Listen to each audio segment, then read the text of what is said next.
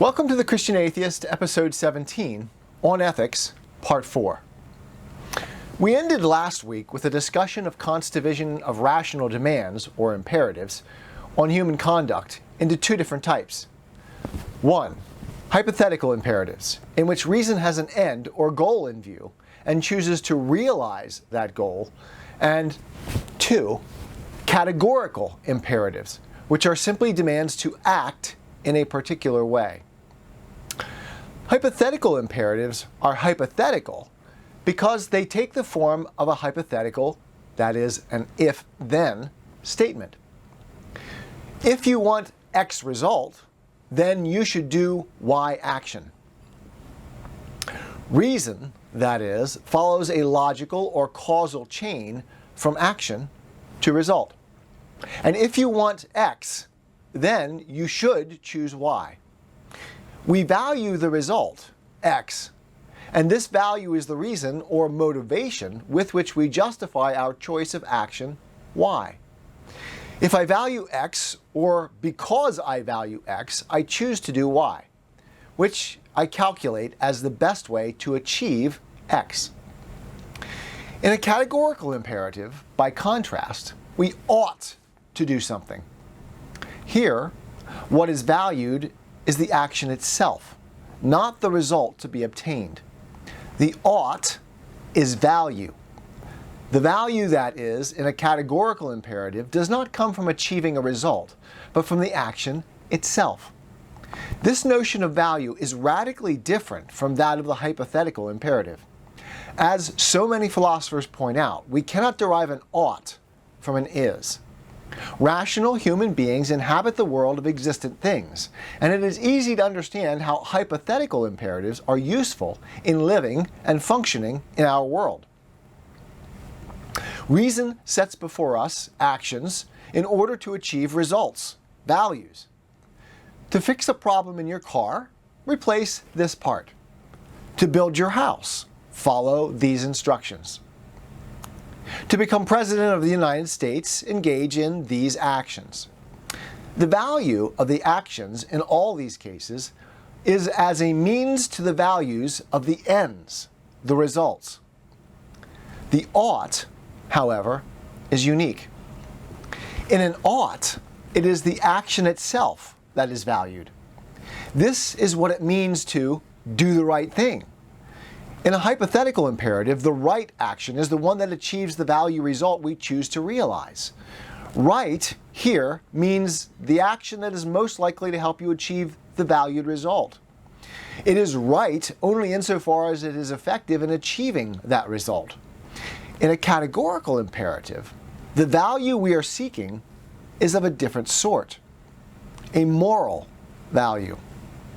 Moral value, the ought, is the human experience of ethics. We ought to do the right thing. There is an inherent circularity here that is characteristic of postulates in a logical system. Right, as in contrast to wrong, that is, the very existence of the category of ethics, is endemic to human experience. But it is not reducible to practical or hypothetical imperatives. I am not to do the right thing for any other reason than it is the right thing to do. Without this tautology, there is no ethics, but only a practical system of actions and outcomes, hypothetical imperatives. Right and wrong, then, means something different, though admittedly related, as both are values, from the evaluative good and bad of practical action, the realm of the hypothetical imperative. In even a consequentialist system of ethics, which justifies all actions by its results, we are still left with the question, why should I do that which brings the best results? From what is, we cannot discover the ought. Ethical consequentialism is the doctrine that tells us that all right and wrong is determined by the consequences that our actions produce. If the action produces good consequences, it is a moral action, and if bad consequences, it is an immoral action. In terms of ethics, This puts the cart before the horse.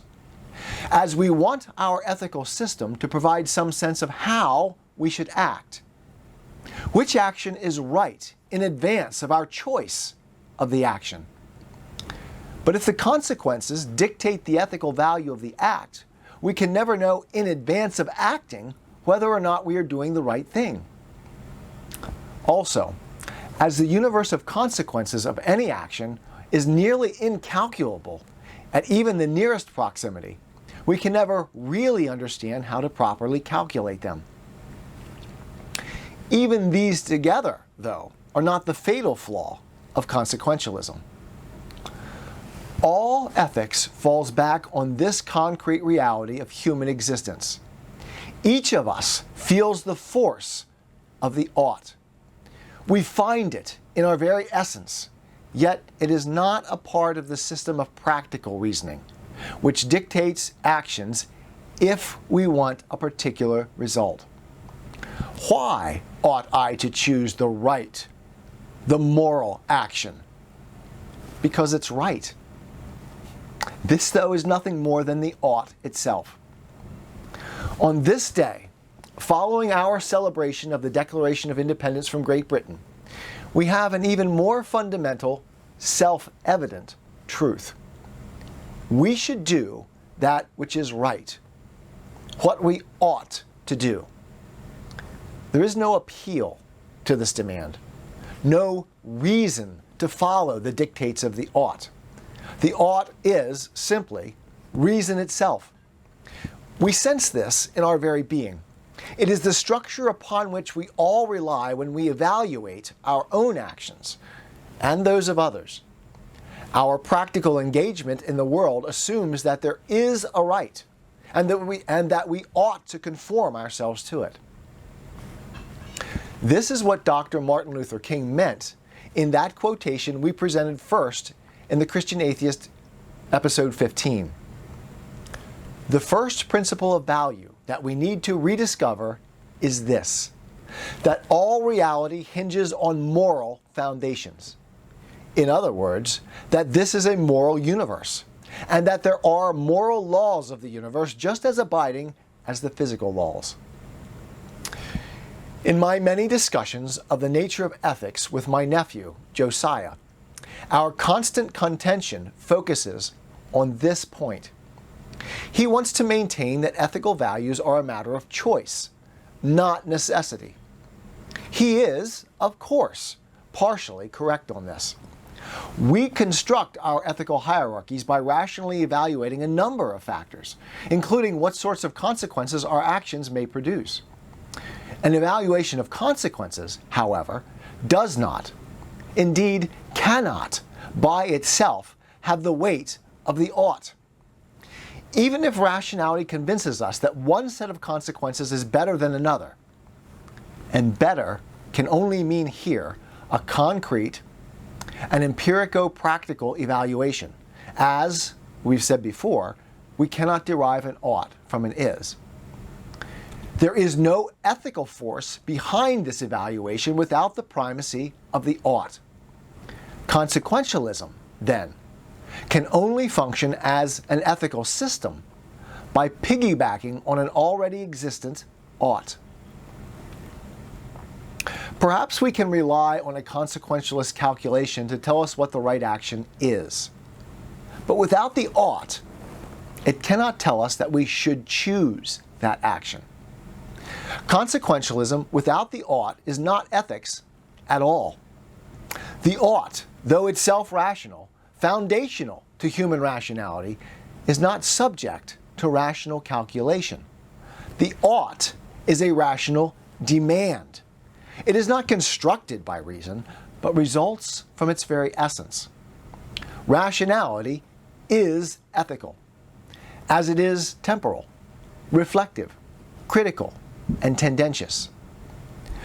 We might attempt to salvage a sense of ethical imperative for consequentialism by claiming the force of the hypothetical imperative.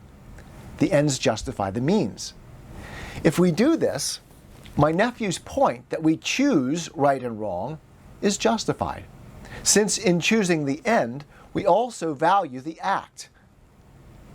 But we lose ethics in the process.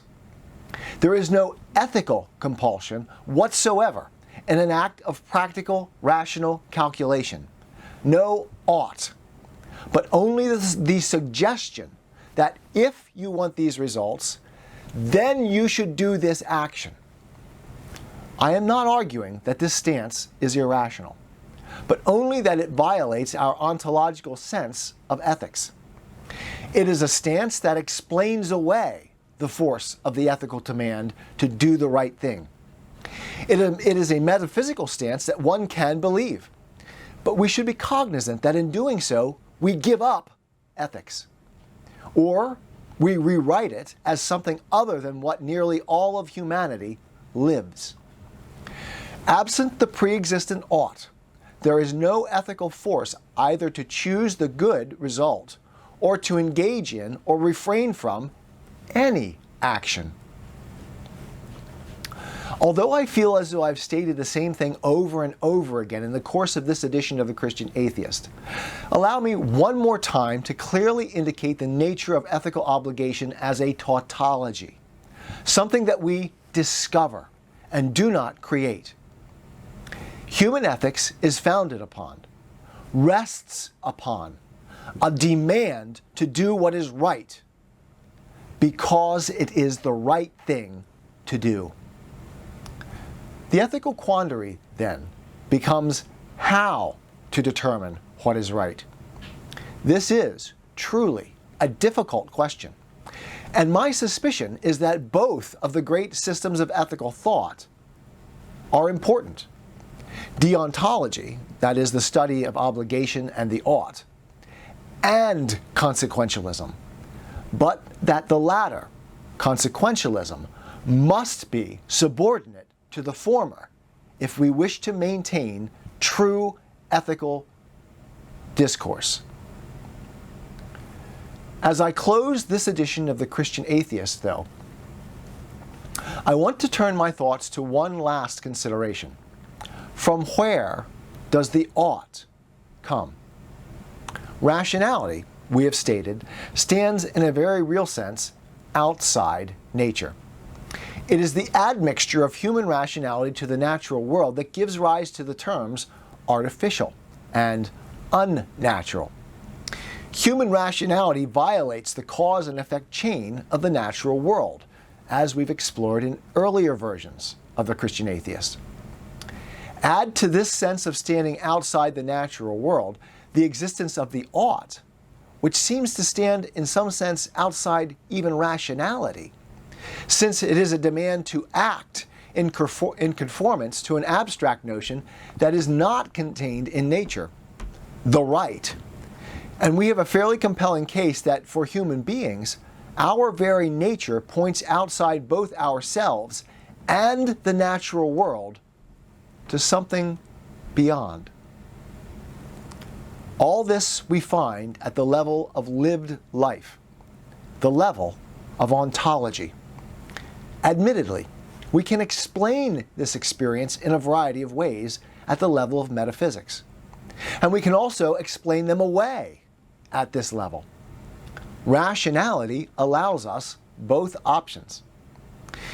It seems to me, though, after a lifetime of consideration and a commitment to both sides of the debate, that the very existence of the ought is one of the most profound claims we can find to the existence of an extra-natural reality. While I've never been a fan of the argument, often appearing in debates between Christians and atheists, that the existence of God is necessary to found ethics, I do find the existence of ethics to be one of the most profound indicators of the possibility of God. And I think that the notion that human beings are created in the image and likeness of God is both useful, perhaps even necessary, for the maintenance of proper relations between people. If this is the first edition of the Christian Atheist you've watched, please subscribe below to be certain not to miss upcoming episodes and to catch up on previous episodes.